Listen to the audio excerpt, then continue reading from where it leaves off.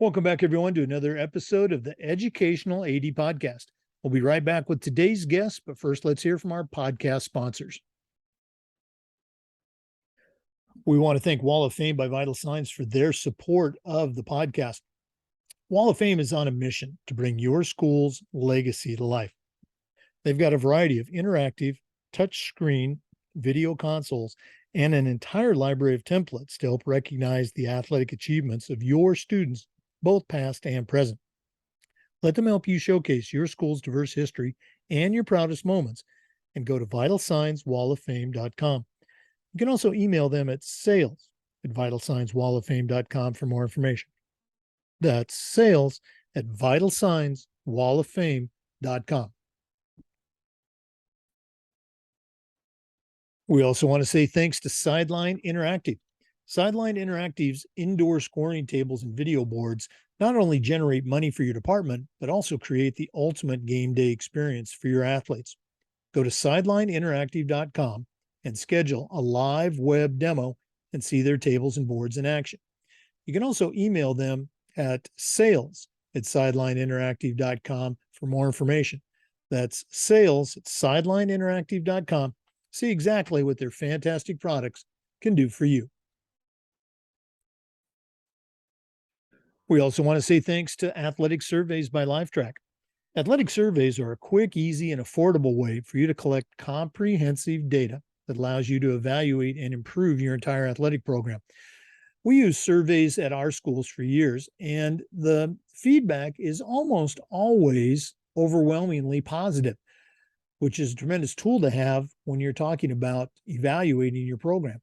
They can also help find that squeaky wheel parent that just needs time to vent, or maybe they're going to help you find a small issue that you can address before it becomes a big issue that you wouldn't be able to if you didn't do the survey. If you've never used a survey to take the pulse of your parents or your student athletes, you're really missing out. Talk to the folks at Athletic Surveys by LifeTrack and let them help you take your athletic program from good to great. We also want to thank Snap Raise for their support. Better fundraising makes better programs. Go to snapraise.com and depart from the fundraising headaches from the past. No more selling products or managing lists or inventories. Choosing the best fundraiser for you and your group is critical, and the Snap Raise digital fundraising difference can have all the impact for your school. It's easy and effective, it's safe and secure, and you can track participation and progress. Our coaches use Snap Raise, and it was just fantastic. Go to snapraise.com and check out the testimonials and see the thousands and thousands of dollars that they've helped teams raise. Change your fundraising game plan and start a fundraiser that works for you. Go to snapraise.com for more information. We also want to thank Huddle. At Huddle, we power sports. Over 200,000 teams use Huddle to help raise the performance of their athletes using video and analytics. As a head football coach, I used Huddle for years. And as an athletic director, we were a Huddle school. Our coaches love the cameras, the software, the analytics, of course. It was easy to program, and the Huddle support was just fantastic. You're in pretty good company with over 6 million users, including your student athletes and the coaches of the teams you're trying to get to recruit them. If you want to find out more about how Huddle can help you in your program and how your school can become a Huddle school, go to huddle.com and talk to their professionals. Remember, at Huddle, we power sports.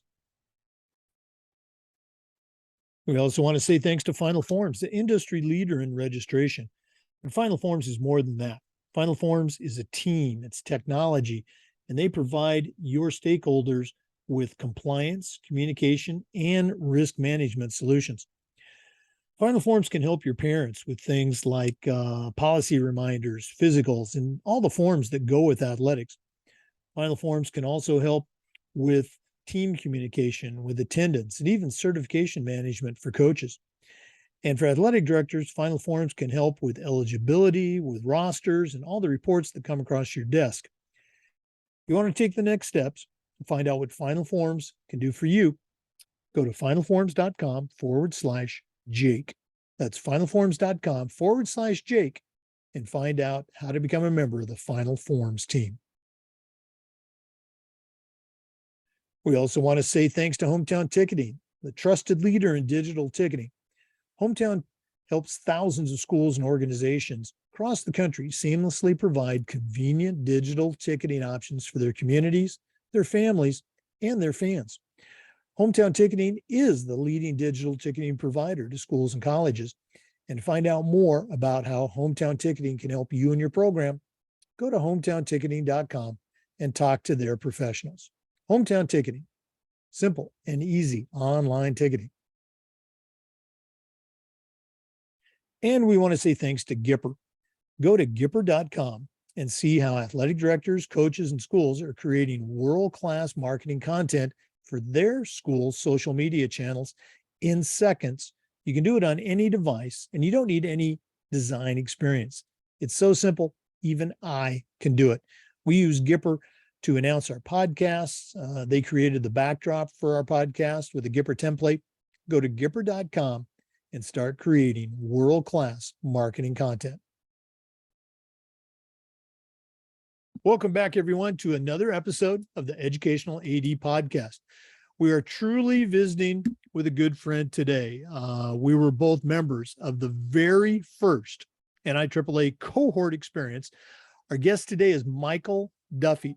Michael's a certified master athletic administrator, and he is the supervisor of athletics for the Carroll County Public School System in Westminster, Maryland. We've been trying to get this on for a long time. We're finally doing it. Michael Duffy, welcome to the podcast.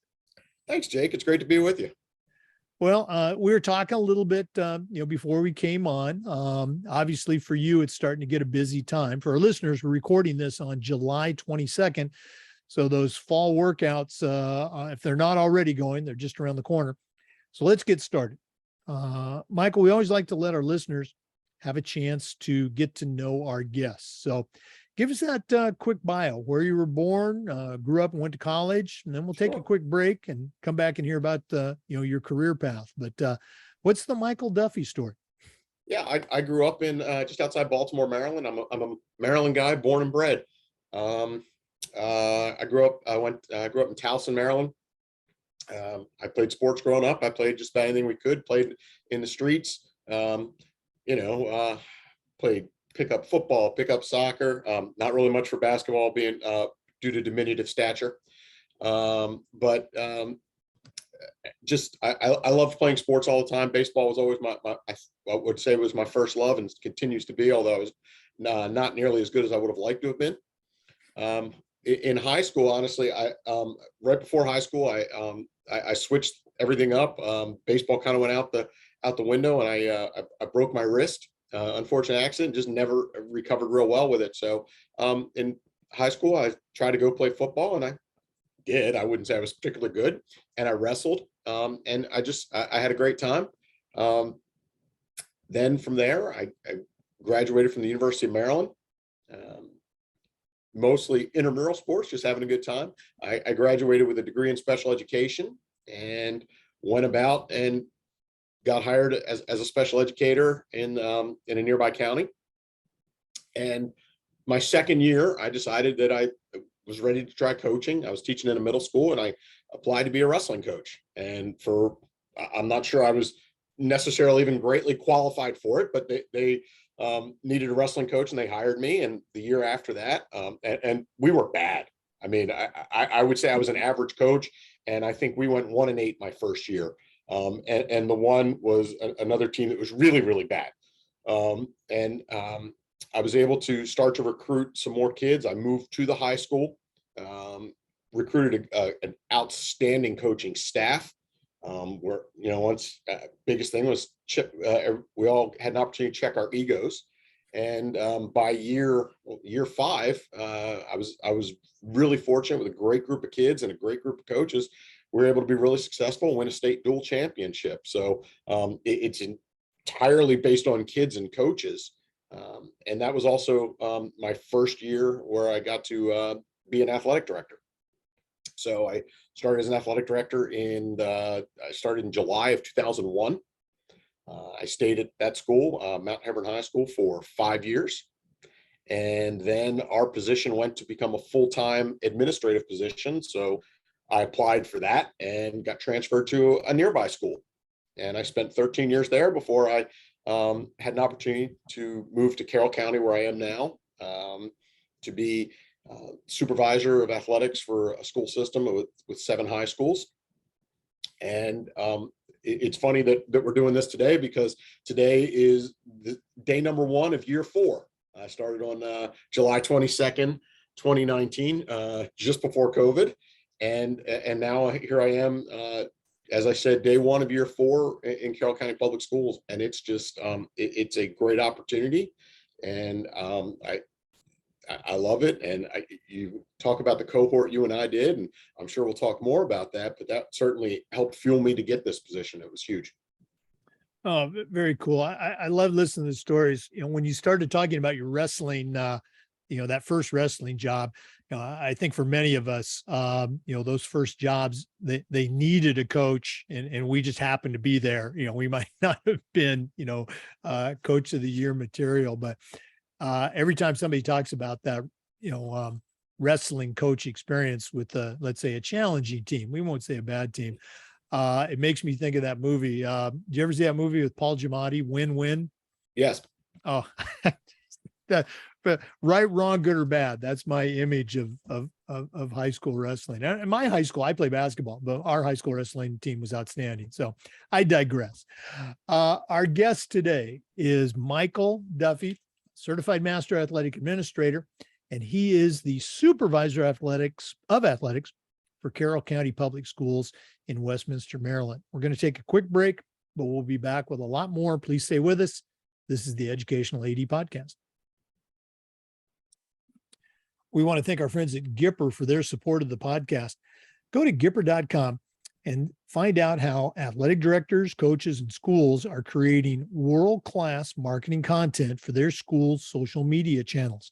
You can do it in seconds on any device and without needing any design experience.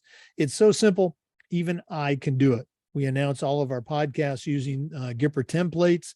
Our backdrop is a Gipper template. Go to Gipper.com and start creating world-class marketing content for your school's athletic department. Welcome back, everyone. Our guest today is Michael Duffy, Certified Master Athletic Administrator. Mike, you talked a little bit about that career path, how you started out coaching and then became an AD, but it's a big jump going from building AD to, county or district AD, where now you're overseeing, not just one coaching staff, but multiple coaching staffs and their ADs. Talk a little bit about that. What are some of the similarities and what are some of the challenges of being that supervisor? It's a great question. I think it's kind of a step process. Being a coach, we're overseeing our students and we're helping to educate and help them grow as individuals and become better at their craft. And I liken the job of an athletic director in a building to being the coach of the coaches. That's our job. Our job is to help them grow, help them become better at their craft. And there's more responsibility because in addition, in that building capacity, we're also overseeing students still. We're maintaining those relationships, getting to spend a lot of time, but in a different capacity with the students. Our focus is always the students, but our immediate impact is more often with the coaches. And as I've now moved into the position of Supervisor of Athletics here in Carroll County, and as I mentioned, we have 7 high schools. My job is the coach of the athletic directors. So it is the same idea. My job is to help them grow, help them improve on their job so that they can help their coaches improve on their job, so that they can help their students improve on their job. So the work I do, I'd like to hope that it spreads out and works and flows to everybody. So what it really is a matter of is keeping the focus at all times still on our students. The biggest detriment to my position is I didn't originally work in this county. So it's taken a lot more time building relationships, but I think that's very important. But I'm also further removed from students by virtue of the position. And I get out to a lot of games, but I'm also a name people see. And I don't have those same personal relationships a lot of time with students. And to me, that's a detriment, because that's always been one of my favorite parts of athletic administration.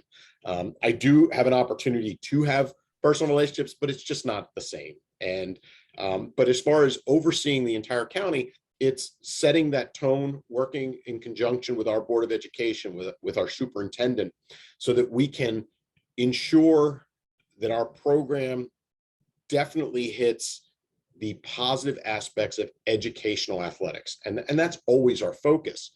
So I get to work with just an outstanding group of athletic administrators who have a great focus, who keep their egos in check, aren't competing with each other, and are really working well as a cohesive unit.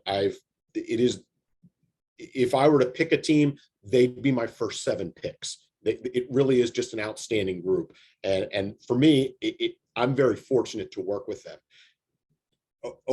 But from the perspective, it's that same idea of coaching a team. It's a different level team who has their own level team, who has their own level team, and so forth. But it's the same concept as when I first became a wrestling coach and had a few kids on the team. I was coaching them, and from that perspective, I'm doing the same thing again. Looking at, coordinating the different schools, different staffs, et cetera, how important is collaboration for you in this particular job? It's huge. I am a huge consensus decision maker. It's very important to me that we work on the same page, and it helps that, again, I work with 7 people who have a similar focus and similar priorities. Obviously, everybody has their own biases, their own opinions they bring to each action and each decision, but we share a common philosophy. And that's so huge that when we come together to make decisions, everyone has a voice, everyone has an opportunity to speak, and we really work pretty well to get to that consensus building where we're in agreement. We walk out the room and we're together on it. But for me, it's making sure that we all have stake in the game. That we all have skin in the game. We all have a stake in making sure that the program we design and that we're implementing is the best thing for our students. No, absolutely. That fostering that team concept, that, hey, we're all in this together. Very cool stuff. Once again, for listeners, our guest today is Michael Duffy. He's a certified master athletic administrator, and he is the supervisor of athletics for the Carroll County Public School System in Westminster, Maryland. We're going to take another break, but please stay with us. This is the Educational AD Podcast. We also want to say thanks to Sideline Interactive for their support. Sideline Interactive's indoor scoring tables and video boards not only create income for your department, but they create the ultimate game day experience for your student athletes. Go to sidelineinteractive.com and see exactly what their fantastic products can do for you. You can also email them at sales@sidelineinteractive.com and schedule a live web demo and see their tables and boards in action. That's sales@sidelineinteractive.com. Welcome back, everyone, to the Educational AD Podcast. Mike, you and I have been doing this for a long time. As you mentioned, we were both mentors we were both members of that first NIAAA cohort. And one of the things you figure out is that you don't do this on your own. There's so many people that helped us on the way. So who are some of the people that have helped you along the way? The expression I like to use is, I still hear those voices in my head. So any voices that you still hear? Honestly, my number one voice at almost all times is my older brother. He and I still talk multiple times a day. He lives, as I mentioned, he lives in San Diego. I live in Maryland. We don't see each other quite as often as we'd like. But he's for the majority of our adult lives, I'd say we've been each other's best friends, and he's my moral grounding, and I like to think that occasionally I can help him as well. So that's always my number one voice that I hear all the time. We keep each other honest, and the communication's great. Professionally, I've had some just outstanding coaches with whom I've worked, even when I was the athletic administrator and essentially the supervisor. Some great coaches who helped me see a better perspective and see. I mean, I would never have been in this job if not for a basketball coach who suggested that I apply for the job, because I was a third or fourth year wrestling coach and thinking, I don't know one thing about athletic administration. I see what our AD is doing, and yeah, that's not me. But I had a coach who said, I really think you should do this. And I said, all right.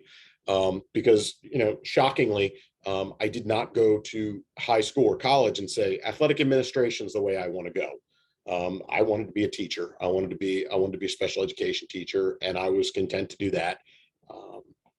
But further professionally, my biggest mentor, at least from the NIAAA perspective, is Ron Belenko, who now lives in Delaware. He was actually the coordinator of athletics when I was in high school in Baltimore County. And then he was still the coordinator when I graduated, and he was still the coordinator when I became an AD. In fact, he was the coordinator, I think, before I was even born. He was there for 857 years or so. Finally retired, but he certainly helped bring me along, brought me into teaching courses, and really helped to foster one of my passions, which is professional development. And I love the concept and try and live the concept of lifelong learning, but I also try to promote that. And he really helped promote that with me. He saw something in me. I'm still not quite sure what it is, but I choose not to argue that this is something I could do. And he brought me onto the national faculty of courses, included me. So it was such a huge opportunity that expanded my view of what athletic administration was, because I was very focused on my school. I say the school where I worked, because and the coaches with whom I worked, and slightly out to the county where I worked at the time had 12 high schools and still does, but kind of that focus. And then he helped widen my focus to, let's look at the state of Maryland. What can you do that's going to benefit the state of Maryland? All right, you need to get to the national conference. What are you going to do that's going to benefit others? And for me, it was such an outstanding opportunity, and has, I think, helped me grow just by exposure to so many people across the state of Maryland, across the country, and as well as internationally. I'd like to think that I'm better because of all the people with whom I've had an opportunity to work. I steal ideas. I'm hopeful maybe some point in time people have stolen my ideas, because I think that's the greatest compliment, that someone has found something I've said and said, wow, that's really good, or something I've done and thought it's worthwhile. But Ron Belenko, and then also my other mentor who was within my own county was Mike Williams, who then went to Pennsylvania and worked at Gettysburg High School. The two of them really helped foster my desire to grow and better develop as a professional in athletic administration. So it wasn't just, all right, I've got to take care of this school and this group of coaches and this group of kids. But without that, I don't think I'd be in a position where I am now, thinking from a much broader perspective. So, and then all the people within the NIAAA, and I know if I start naming, I'm not going to name enough. Daryl Nance, who ran our cohort, I still rely on his thoughts, and I still talk with many of our cohort members to try, because the work you all do, it goes on and on. I mean, you're retired and still doing this nonstop, and it's great. And I listen to it. I read your book. I gave your book to all of our ADs because I think there's just such great information. So, everyone through the NIAAA has helped me become better and better at what I do just by listening and taking in what they say and trying to find ways to adapt it to our needs and my own personal needs. Wow. I still remember my first NIAAA conference years ago, and Ron Belenko was one of the presenters. So, very cool. And I don't know if I've ever told you this. When we were in our cohort, part of the process, every, I think it was about every month, we would share in that Zoom conference. Actually, no, this wasn't in the Zoom conference. This was in our final meeting, where we're sitting around the round table, and we were all sharing something. And I don't know if you remember this, you shared that, one of the, I'm probably butchering this. So, but I think you said something like, one of the best ideas I got out of this was from Jake Von Shear, his phrase, everything you see is either coached or allowed. And I should have told you at the moment, but the warmness in my heart was just, oh my goodness, somebody actually likes my idea. And I'd been an athletic director for 38 years. So thank you for that comment.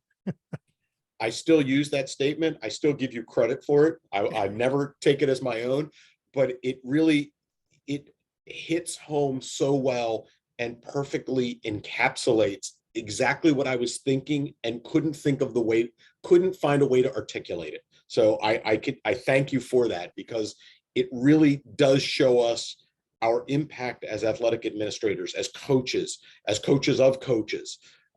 Here's how essential doing our job is and the impact we can have. Well, again, thank you. And as I think I mentioned, I didn't invent that. I wish I knew where I read that or where I heard it, but I've been using it for, over 30 years. So, thank you.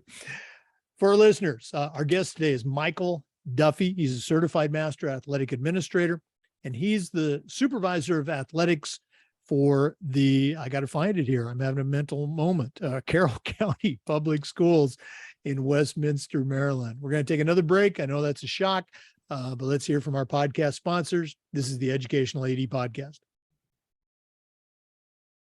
We also want to say thanks to Hometown Ticketing, the leader in digital ticketing.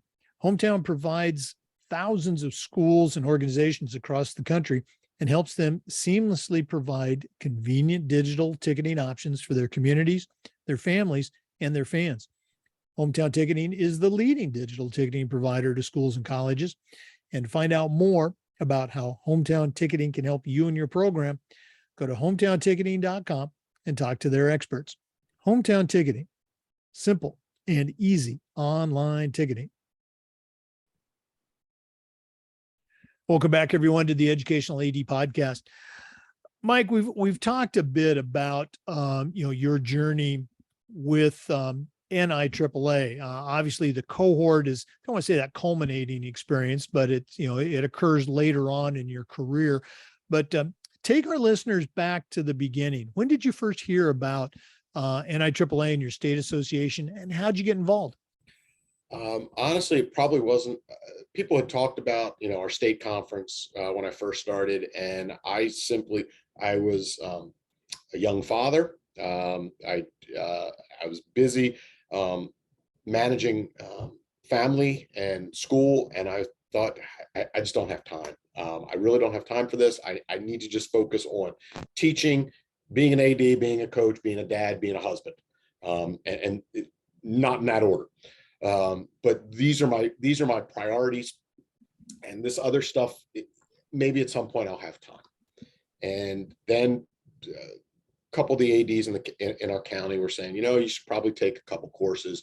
You may want certification to be a good thing. We think this is going to benefit. We're trying to look towards making our job full time, because at that point it was a small stipend. I want to say I got one or two periods of planning a day, and $4,000 a year.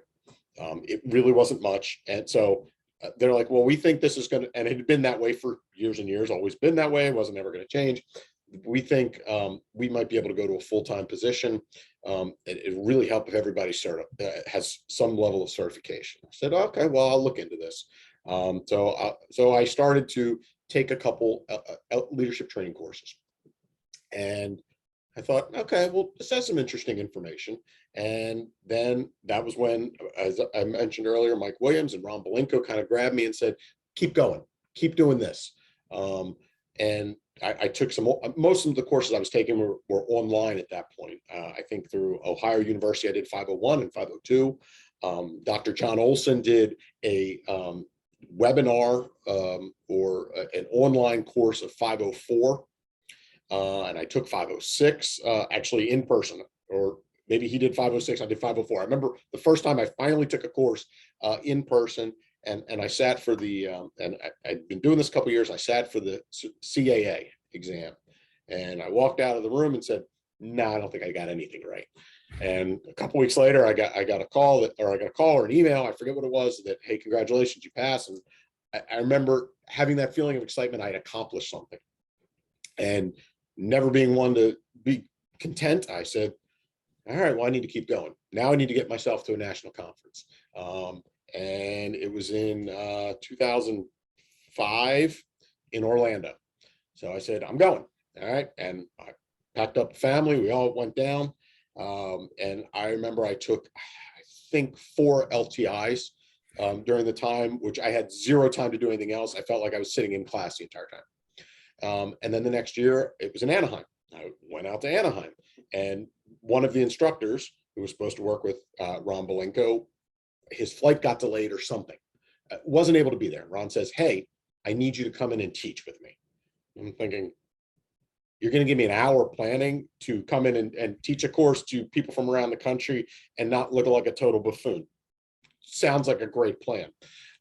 But I got in there, and I felt like this is where I am. I mean, at heart, I like to think I'm a teacher, and it felt right. And I started to continue to work, and I wound up replacing the gentleman who didn't make it out that time, working with Ron. And it really became just a true love of that ongoing professional development.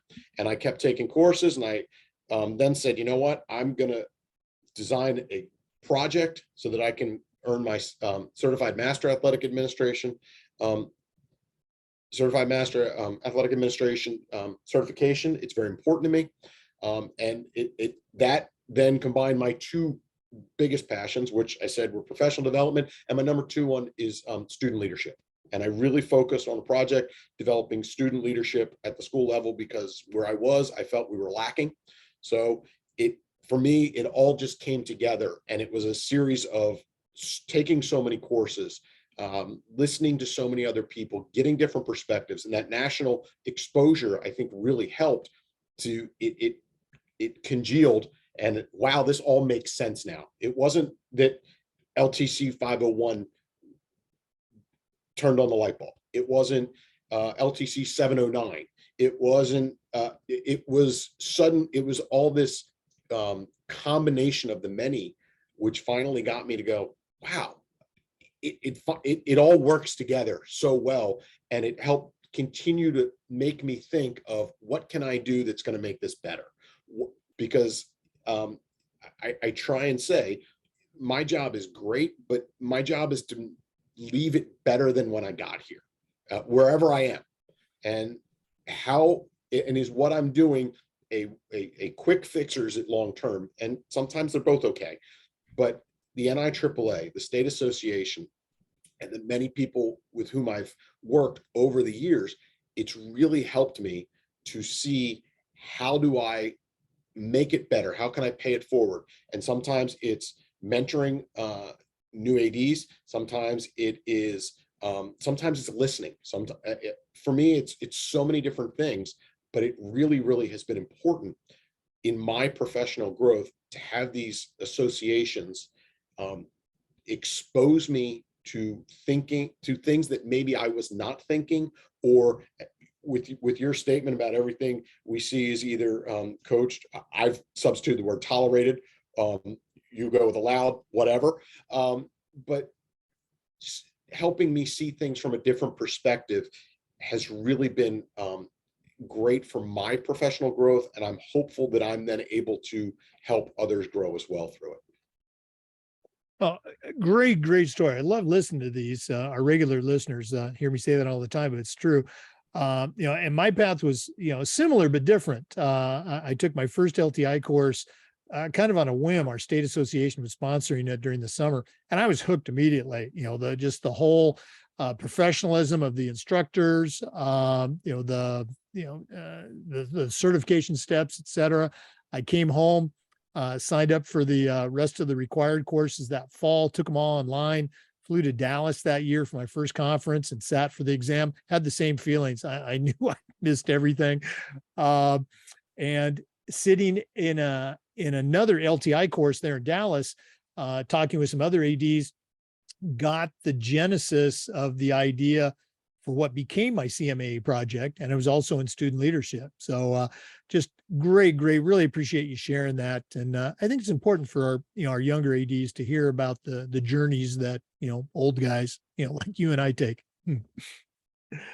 For our listeners, our guest today is Michael Duffy, good friend. He's a certified master athletic administrator, and he's the supervisor of athletics for the Carroll County Public School System in Westminster, Maryland. We're going to take another break, but we'll be back. This is the Educational AD Podcast. We want to thank Final Forms for their support. Final Forms is the industry leader in registration, but there's so much more than that. Final Forms is a team. They are technology, and they provide schools with compliance, communication, and risk management solutions. Final Forms can help your stakeholders with things like mobile accessibility. And they have reminders for parents about policies, about physicals, and all the forms that come with athletics. Final Forms can also help with team communication and attendance, and even certification management for coaches. And for athletic directors, Final Forms can help with eligibility, with rosters, and all the reports that come across your desk.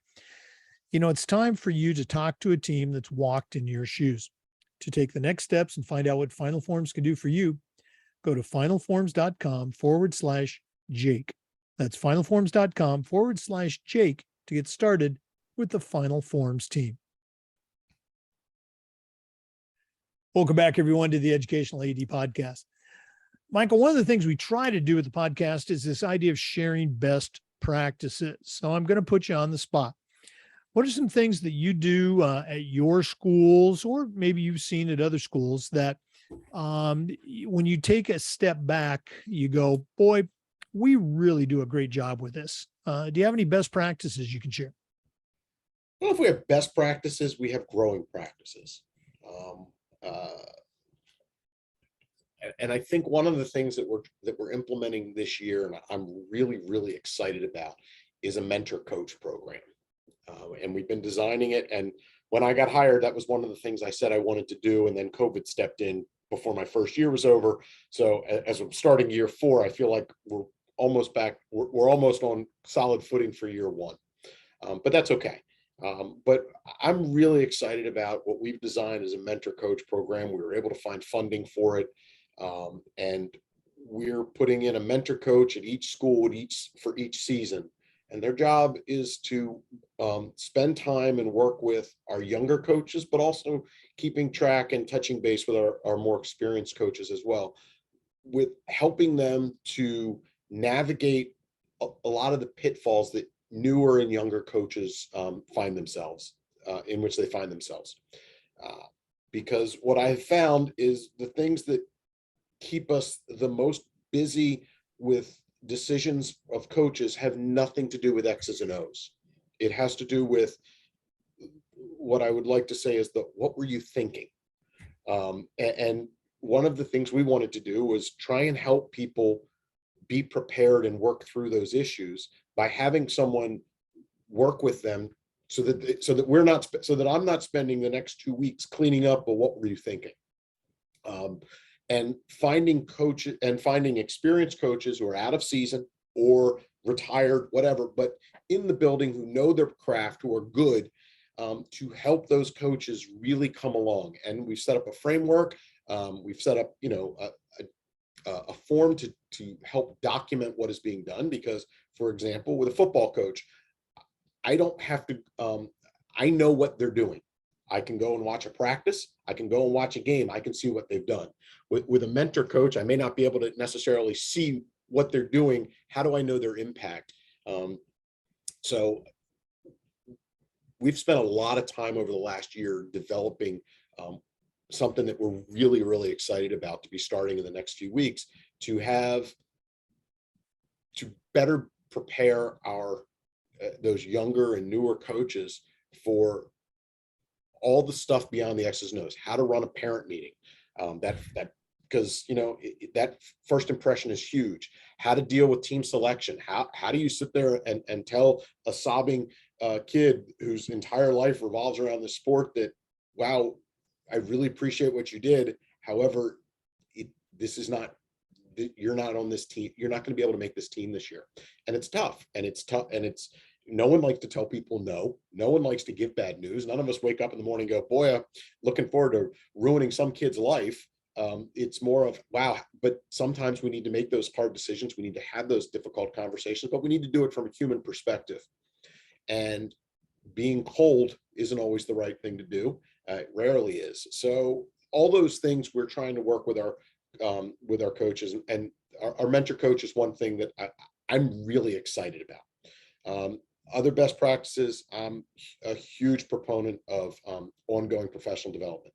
We do a book study every single year with our ADs, and we spend time at our monthly AD meetings reviewing the book, going through a few chapters, having some, what I would like to think is deep discussion of what is this doing and how is it making us better at our jobs. It's not just reading for reading's sake. It's not reading because I assigned it.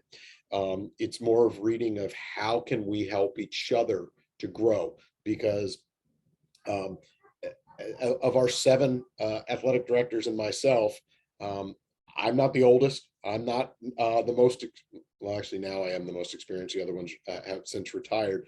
But I don't believe for a second I'm the smartest person in the room. One of the greatest things I ever heard on a podcast one time is, if you're the smartest person in the room, get out, find a new room because you're not being challenged. If you're the fastest person on the team, find a new team because you're not being challenged. Always find some way to challenge yourself. And I try and do that. As I said, I work with an outstanding group of people. I don't believe that they don't work for me. I work with them. And it's a huge thing. But our best practices are about professional development. And I'm hopeful, and I believe one of our things we try and focus on is how can we do that to better grow our coaches, because we want to keep them. It's an investment of hiring a coach. So if we can help them work through those difficult times, we may be able to keep them longer, which is going to benefit our kids with less turnover. So again, it all comes back to, for me, what are we doing that's going to make it better for our kids? It's their experience. They've only got 4 years at high school. If they have 3 coaches in 4 years, that's not the best experience, I don't think. Now, if they have bad coaches, we want to bring in our best coaches, but we want to take the coaches we hire. When we decide to hire, we've made an investment. We want them to be successful. As I told, we hired 2 ADs in the last year because of 2 retirements. I told the 2 people we hired, I am committed to your success. Your success is what drives me. And I truly believe that. I believe my job is to help them be successful. Their job is to help their coaches be successful, whose job is to help their kids be successful. It all works that same way I talked from the beginning. But I am invested in their success, because to me, that shows I'm doing my job. No, I just love the idea of, having those mentoring coaches for those, younger coaches. You talked about those tough conversations. You and I have been doing this for years, but that young coach, they don't realize that everybody else on the staff is having that same challenge. I'm not going to say problem, and just knowing that they're not alone, that, geez, you have to, deal with this too. Very good stuff. And you mentioned the book study. I recommend this book. We did it a while back. It's probably about 10 years old. It's called Teammates Matter. Alan Williams was the author. We actually flew him into our school. He presented to our parents, presented to our kids. It's a short book. Teammates Matter. If you're looking for one for next year, strongly recommend it. Okay. Our guest is Michael Duffy, Certified Master Athletic Administrator. We're going to take another break, but we'll be back. This is the Educational AD Podcast. We also want to say thanks to Huddle. Remember, at Huddle, we power sports. As a football coach, I used Huddle for years. As an athletic director, we were a Huddle school. Our coaches just loved it. The smart cameras in our gym, the analytics and the programmable software, and their customer service was just fantastic. Huddle's also built for every level of play, from club and youth teams all the way through high school and colleges. Even the pros use Huddle to help their teams perform at the highest level. You're in pretty good company with over 6 million users, including your student athletes and the coaches of the teams you're trying to get to recruit them.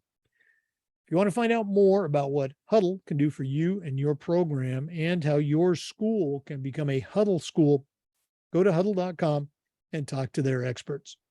Remember, at Huddle, we power sports. Welcome back, everyone, to the Educational AD Podcast. Our guest is Michael Duffy from the Carroll County Public School System in Westminster, Maryland. Mike, one of the questions we've been asking our EDs has to do with this idea of toughness. 100 years ago, when I was in high school, our coaches would say things like, "Come on, Jake, you got to be tough," or "Come on, Jake, you got to suck it up." And we kind of knew what they meant, and we did it. Since then, we figured out much better ways to communicate these ideas to our student athletes, but I still think toughness is an important part of the athletic experience and for life itself. So my question to you is, how can we help kids to develop toughness while also being sensitive to the very real social, emotional challenges that a Generation Z kid experiences that even you or I never had to go through? Do you have any advice? I think we need to, and I know this sometimes becomes a taboo phrase, but we need to create a safe space where kids can fail and understand that failure is part of growth. But we have to create, it has to start with those relationships we develop with them. It's not just, I'm going to say you're going to fail, but it's, you're going to have difficulty and we're here to support. That's our job as administrators. That's a coach's job. But it needs to be communicated. This is how this is going to happen. You're going to fail. It's in certain things in life. You're not always going to get everything you want. And that's part of life. But here's what we're going to do to help support you and help you grow with it. But it's got to be, we need to be compassionate in explaining that and providing those supports. Truly, I joke all the time, but I'm 100% serious. I can't imagine being a teenager in this day and age.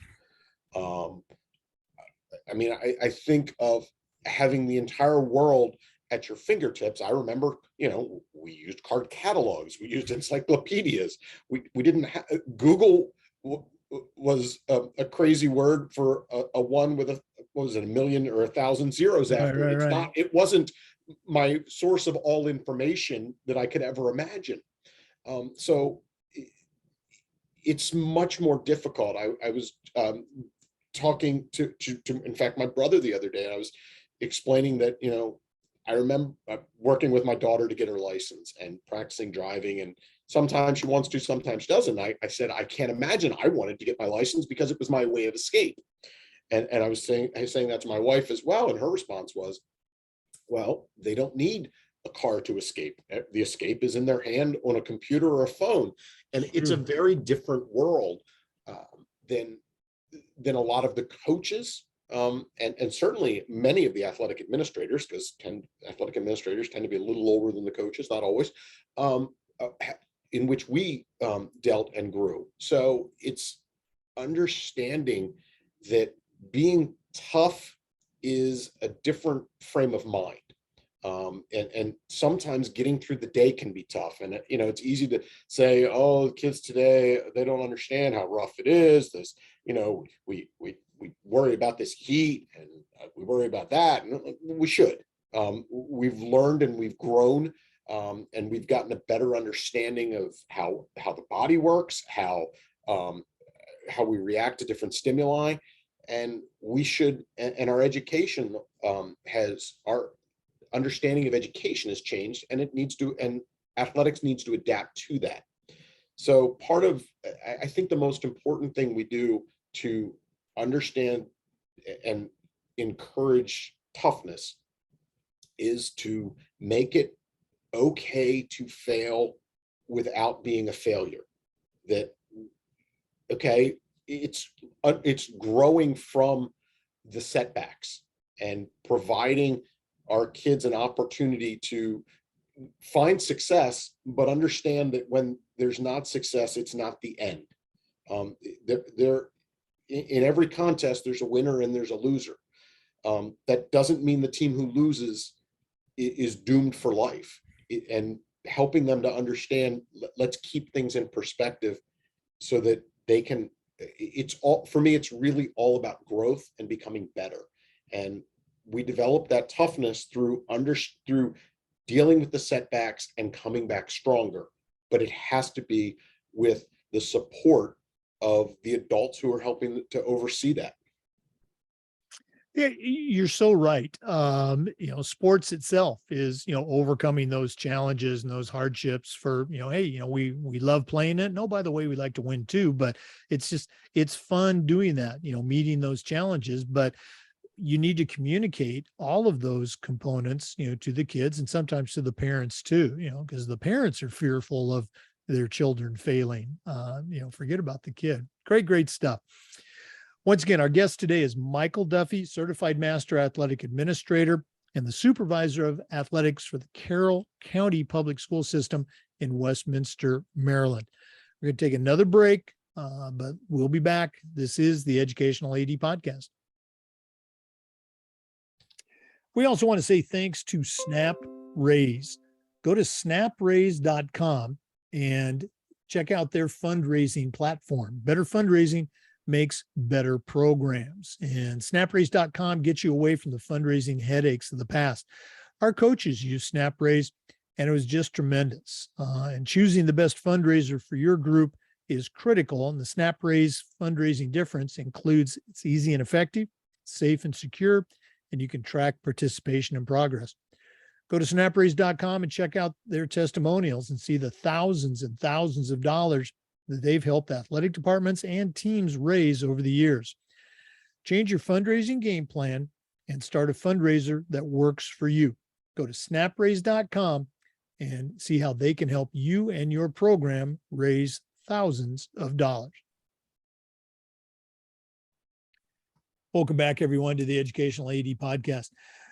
Mike, you and I were talking during the break about sportsmanship, and it's one of those things. I think one person practicing sportsmanship is better than 1,000 people preaching the benefits. But you and I are both big proponents of sportsmanship. So, what are some of your thoughts on it in the world of educational athletics today? I feel as though we too often lose sight of the meaning of especially high school educational athletics, and get sucked into demeaning statements, actions towards opponents, towards officials, from fans. And I think we need to try and refocus back to the positive, cheering for our teams, as opposed to denigrating the opponent. And I think it becomes too easy, especially at the high school level. I think professional athletes, I'm not a fan of doing that either. But at the same point, they're paid. And hearing boos is one thing. It needs to not be personal. And that is the biggest problem for me. We try and focus on sportsmanship, but as you said, one person practicing is better than 1,000 preaching. That's true. A sad part is, more often than not, we see one person practicing positive sportsmanship for every 10 who are not. And people get too sucked into groupthink and acting. If one person acts inappropriately, then others feel that's their intro to join in. But it certainly, I think it definitely is fueling our difficulty with recruiting officials and recruiting coaches. When people in the stands begin to make things personal about coaches and coaching decisions, I understand why we're having difficulty recruiting coaches. When I once heard an official on a podcast interview, I forget what it was, say it's hard to stay neutral when it becomes personal.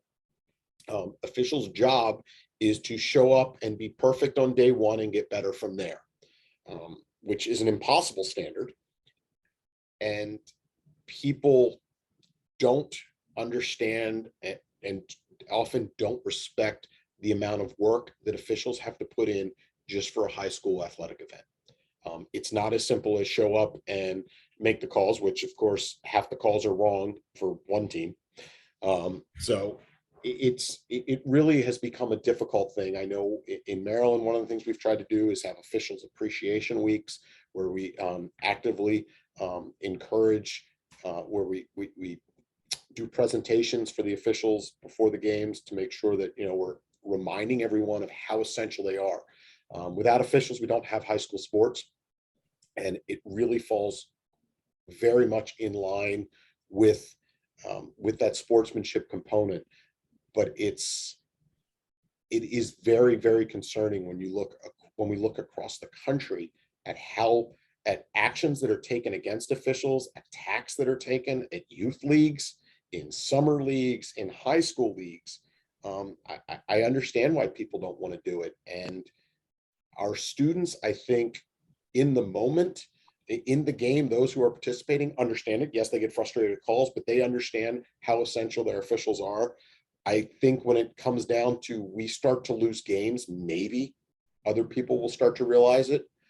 I did have some officials tell us that during COVID, when we had no fans during our basketball games, it was among their best games they ever officiated because there was no one screaming at them. That's sad.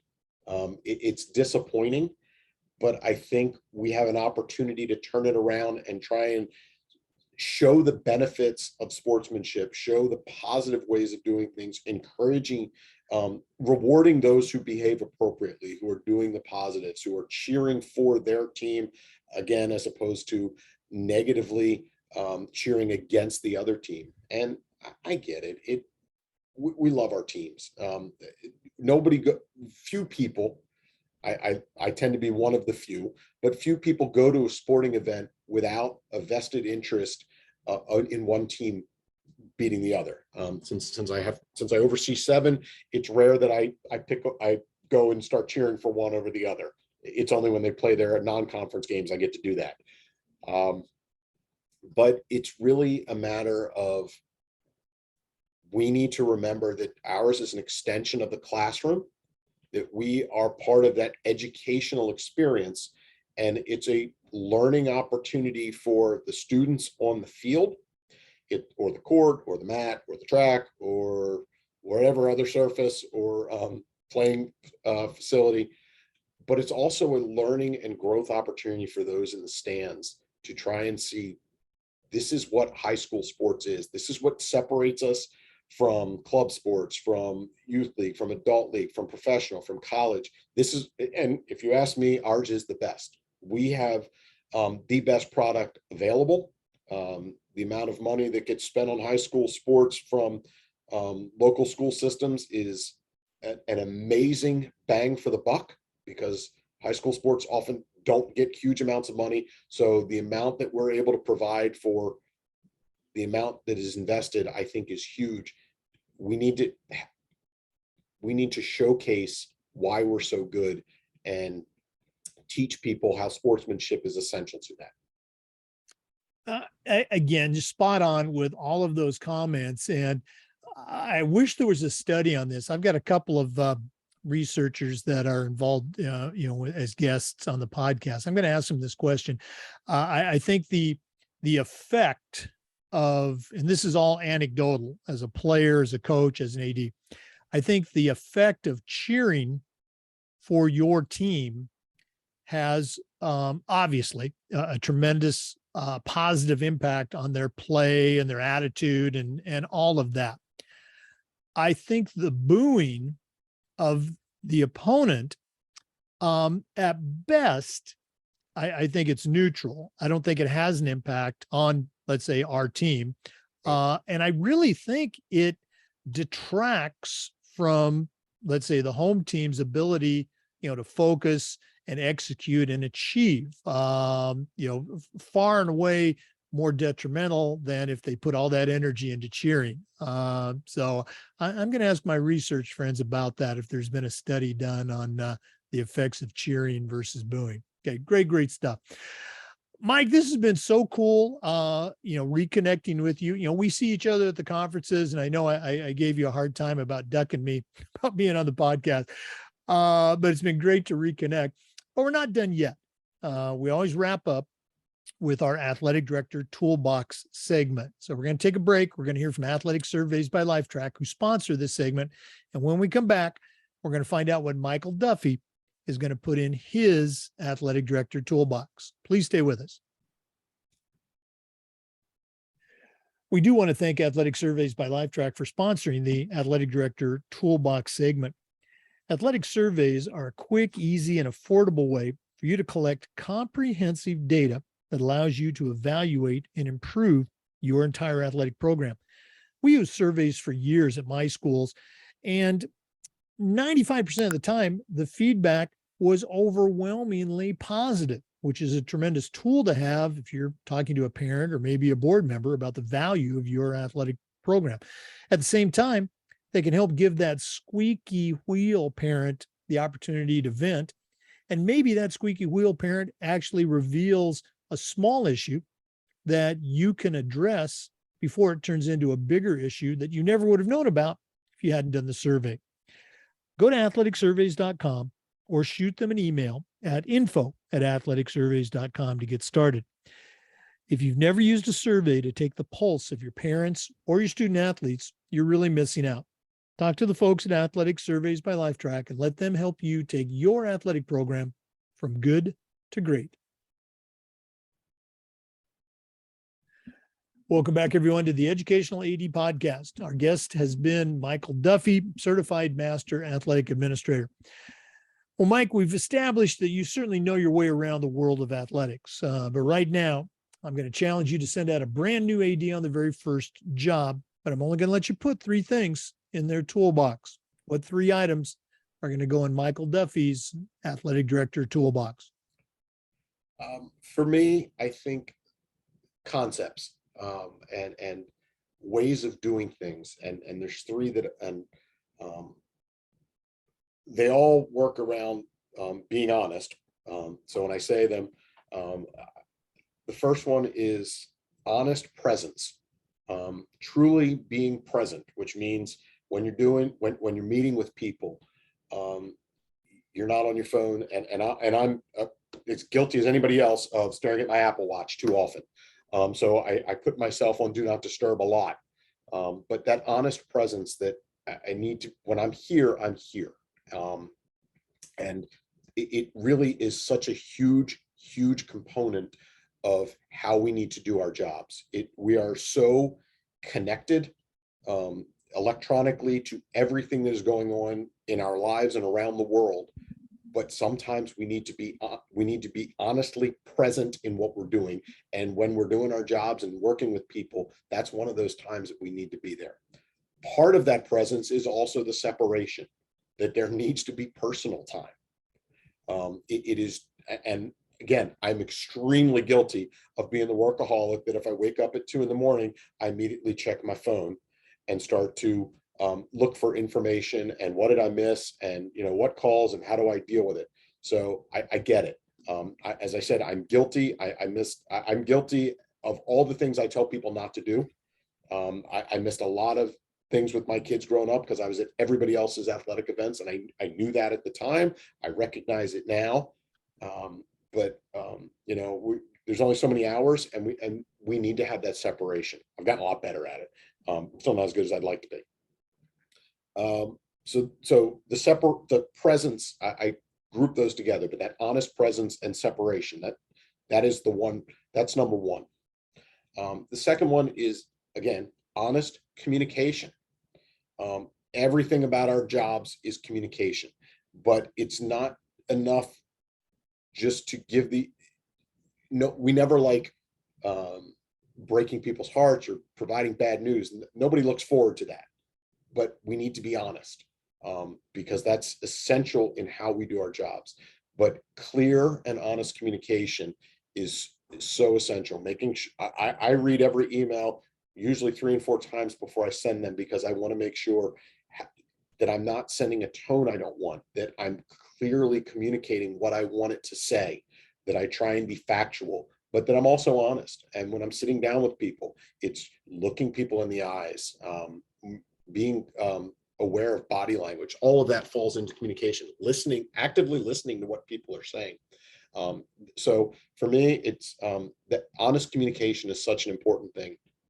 And the last thing, and to me, the most important thing about athletic administration and leadership in general, relationships, honest relationships, being honest with who we are, but everything about our job is about relationships. Everything about leadership I've ever believed is about relationships. We have to have and foster relationships with people in an honest manner, but dealing with it as well as much as we can, and being upfront and building relationships, because we have an opportunity to have an impact by building up people. And that is such a huge opportunity and responsibility that it shouldn't be forgotten at any point in time.